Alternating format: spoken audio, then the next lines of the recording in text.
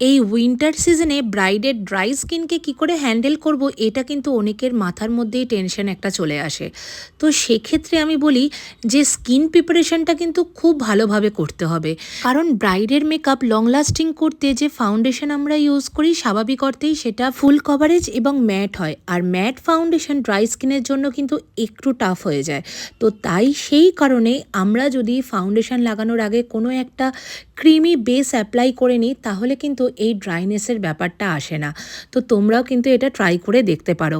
আর dry স্কিনের ক্ষেত্রে কিন্তু যতটা পারবে একটু ক্রিমি প্রোডাক্ট ইউজ করবে, এতে না মেকআপটা আরও বেশি লং লাস্টিং হয় আর ওই ফ্লেকি বা কেকি হয়ে যাওয়ার একদমই চান্স থাকে না। আমার এই ব্রাইডের স্কিন এতটাই ড্রাই ছিল যে স্কিনের কিছু পোর্শন সাদা হয়ে গেছিলো ড্রাইনেসের জন্য। আর আমি কিভাবে এটাকে ম্যানেজ করেছি সেটা তো তোমরা দেখতেই পাচ্ছ, স্কিন কতটা গ্লো করছে আর তার সাথে মেকআপটা ততটাই লং লাস্টিং হয়েছিল। তো তোমরা যদি এই ধরনের মেকআপ শিখতে চাও হাতে ধরে, তো আমার নেক্সট ক্লাস কিন্তু শুরু হচ্ছে 20 ডিসেম্বর থেকে।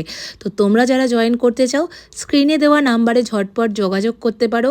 আর এইটা কিন্তু এই বছরের একদম শেষ ক্লাস হতে চলেছে। আর আমার কাজ যদি ভালো লাগে তো প্লিজ চ্যানেলটা তোমরা সাবস্ক্রাইব করে নাও। ফেসবুক থেকে যারা দেখছো তারা প্লিজ পেজটাকে আমার ফলো করে দিও, কারণ তোমরা অনেকেই জানো যে এটা আমার নিউ পেজ, পুরনো পেজটা আমার হ্যাকড হয়ে গেছে। আর ব্রাইডের কেমন লেগেছে সেটা ব্রাইডের মুখ থেকেই শুনে নি। চল, খুব সুন্দর লেগেছে, আমি মানে একদম যা ভেবেছিলাম তার থেকেও অনেক সুন্দর লেগেছে, খুব ভালো লেগেছে। তুমি স্যাটিসফাই তো? প্রচন্ড।